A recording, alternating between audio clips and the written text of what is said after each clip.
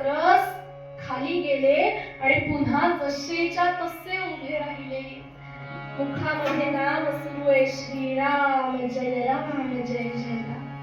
सगळ्यात प्रभावशाली नागपाश बंधनाचा तो मंत्र त्यानंही काम नाही केलं महाराजांवरती.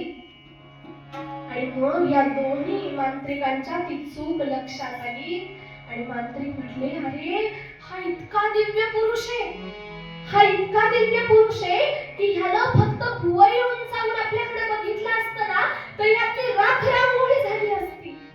पण आपण त्यांना ओळखायला चुकलो, आपण त्यांना ओळखायला चुकलो. एक संधी आपण आपल्या हातातून गमावली, पण आता दुसरी संधी आपल्या हातातून गमावली नाही, जायला नाही पाहिजे. हे दोघेही खाली त्या दरीमध्ये हळूच उतरून आले आणि महाराजांपुढे हात जोडले, लोटांगण घातलं आणि म्हणाले, महाराज चुकलो, महाराज चुकलो. अहो तुमच्या पुढे नाही ते प्रयोग करायला गेलो, आधीच वाईट मार्गाला लागलो, त्यात तुम्ही सन्मार्गावरती आणत होतात तर लक्ष नाही दिलं तुमच्याकडे, चुकलो. पण आता ही चूक सुधारण्याची संधी आम्हाला द्यावी, ही चूक सुधारण्याची संधी आम्हाला द्यावी महाराज. आणि त्यावेळी महाराजांनी या दोघांनाही राम नामाची दीक्षा दिली. म्हटले, म्हणा श्रीराम जय राम जय जय राम, श्रीराम जय राम जय जय राम, श्रीराम जय राम जय जय राम. दोघांच्याही डोळ्यातून घड घड घड घड अश्रुधारा वाहत आहेत.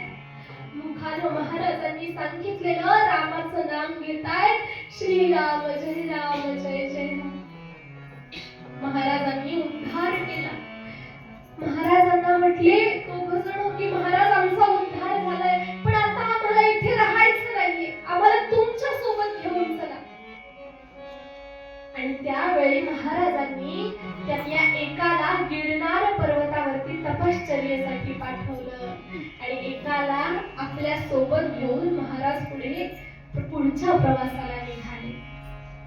थोडक्यात काय, आज सांगायची चरित्रातला हा भाग सांगायचा असं ठरवलं कारण सद्गुरूंचं जे महत्व आहे ते आपल्या समोर यायला हवं.